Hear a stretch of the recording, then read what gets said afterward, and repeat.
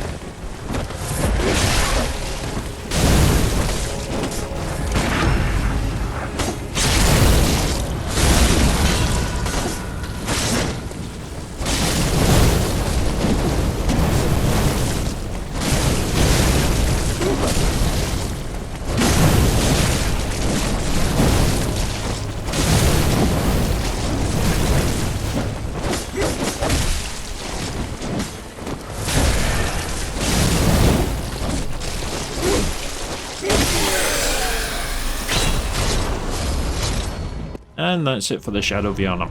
Although at this stage I've managed to get the fight down fairly well, with Henrik's help, of course.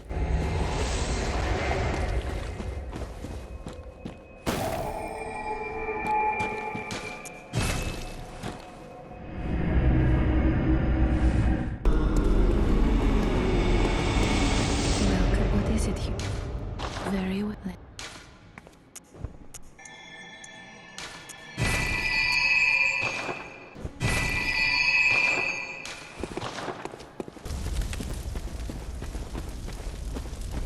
And here I return to finish exploring the Forbidden Woods area. So I just cover some of the parts of the area that I kind of missed out. There's still one or two bits I think I missed in here before I'd actually finished it. I think one thing I did miss out was the White Church Hunter outfit, but it has similar stats to the Black Hunter Church outfit.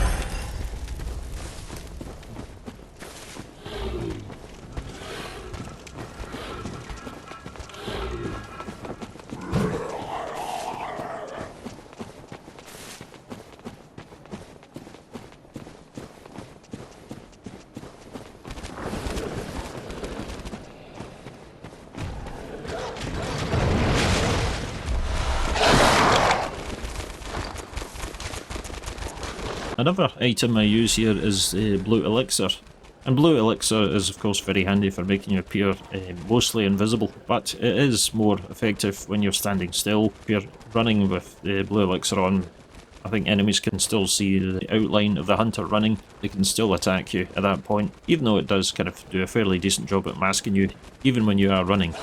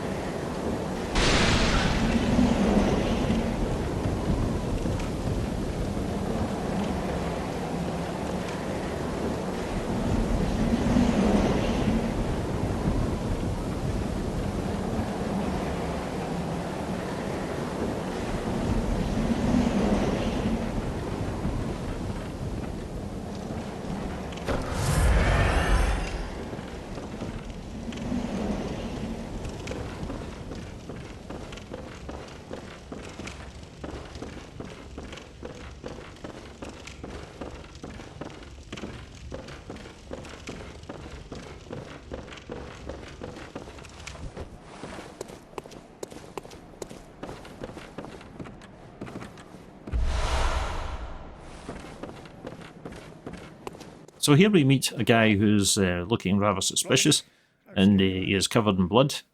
So right away this guy looks very dodgy, so you know pretty much he's not to be trusted. This is of course the suspicious beggar, who will ask you about any safe havens that he can go to. In fact, I covered the beggar's questline on the channel already. If you send him to Odin Chapel, well basically he's just going to kill everyone there, one by one. So if you care about any of the NPCs, don't send them to Odin Chapel. So what I do here is send him to Iosfeka's clinic, where she will deal with him in her own way. It's about time I made a move.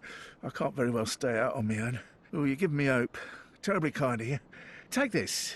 It's all I can offer us, thanks. Thank you. It's about time I made a move. I can't very well stay out on my own.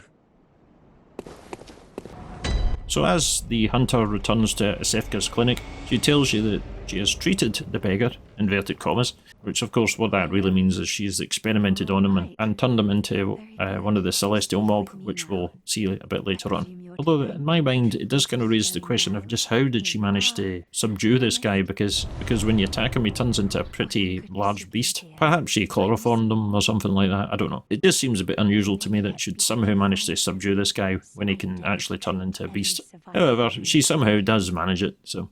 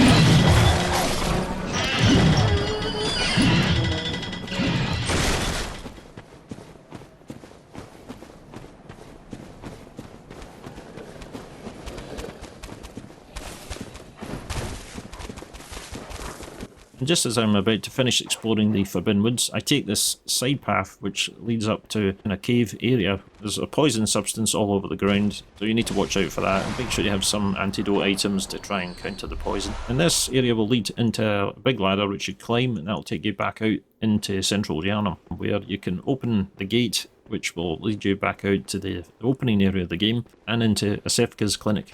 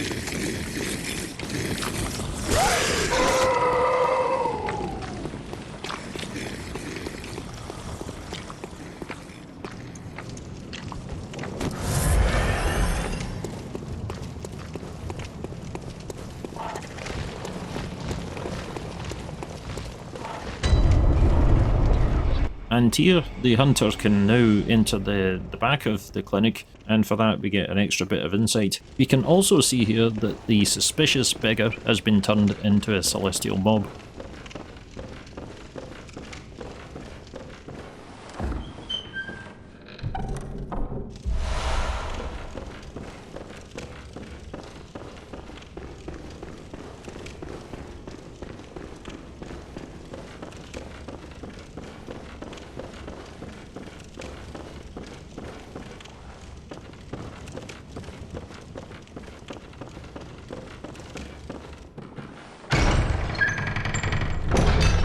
Also, as the hunter opens these doors, we will see another celestial mob, and this one turns out to be the real Iosfeka. I also pick up the Canehurst summons, which we can use a bit later on.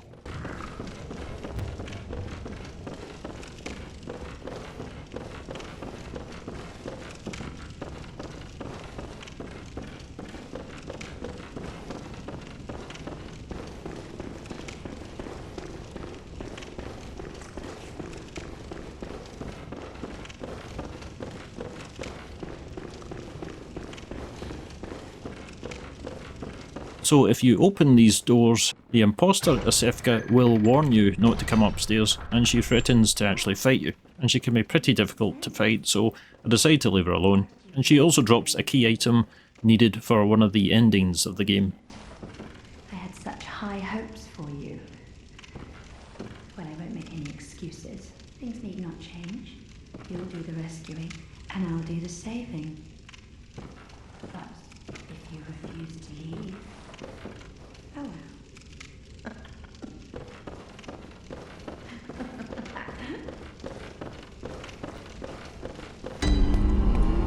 So that's it for this one, guys. In the next episode I will go to Bergenworth and also do a bit of scouting around Canehurst Castle. So that's it for now, and I will see you soon.